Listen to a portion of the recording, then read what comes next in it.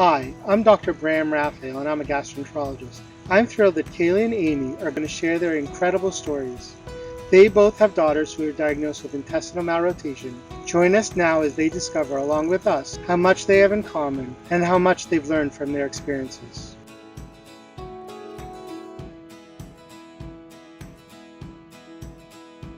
It wasn't until things didn't get better that things got hard, because everybody kept saying she's fixed and she wasn't fixed. We had that same issue too with Adeline, where she had the surgery, she's cured. That's the hard part. And you're standing there going, she's not though. And for me, she was my first child. So they kept saying, well, first time mom. And I kept saying, no. Because I did babysit a lot. I was saying, no, there's no kid like this. What's your situation now in terms of how often you see the doctor and your medical team, and what's that like?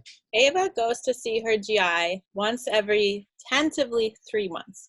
But we have a very open relationship. In between that 3-month period, there's a lot of my charting going on. There's a lot of phone calls going on. Me and the nurse are really good friends at this point. And my other daughter has some GI issues. So when we do her appointments, they're kind of on a flop schedule. So we get to talk about both of them. So the office is very responsive, which is one thing that has been very helpful. And she has other health conditions, a lot of feeding issues from not being able to feed when she was younger. She didn't eat solid foods until 16 months. She wouldn't take those foods? No, she would try. And then she'd get sick? Yeah, she would scream all night long. Okay. I slept with her sitting up for the first 13 months of her life because I couldn't put her flat. And does Ava sleep through the night now? Yeah, now she's still in my bed, but she sleeps through the night. It's a hard habit to break, So what kind of nutrition what's her nutritional regimen? She was on toddler formula until she was just about 5. But Ava's a little rigid with her feeding, which is fair enough. Her feeding therapist said it's because she's learned a lot of protective skills. So she only eats what she feels safe eating, which has caused us a lot of issues because she doesn't have a lot of safe foods because she didn't eat on a normal schedule, like normal kids, Mm-hmm. We eat what we can. They say we're in fight or flight food with our feeding, but that's what it is. She'll eat hot dogs, bologna, chicken nuggets, most fruits and vegetables on repeat. That's our life over here. And when things get really bad, we get Happy Meals. So what you're describing is something that is very common. I don't know if Kaley has experienced that, but I know that other people who are going to be watching this will say, oh my God, I have the same experience.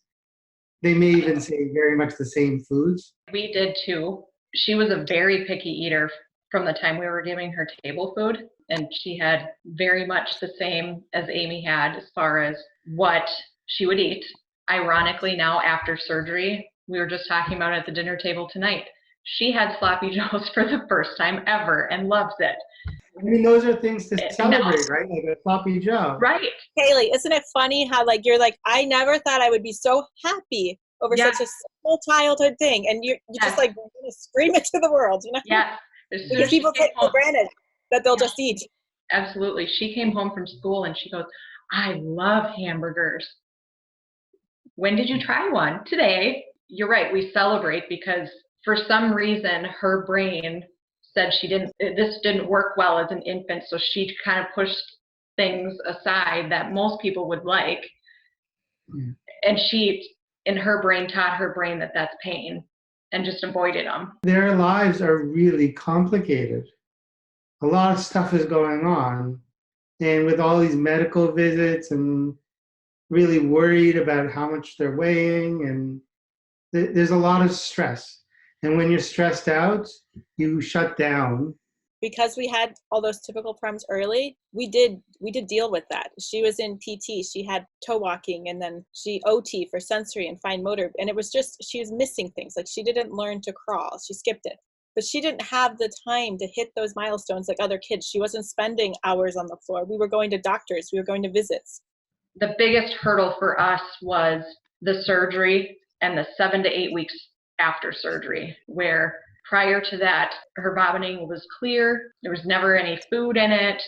To post-op, it was that bilious green.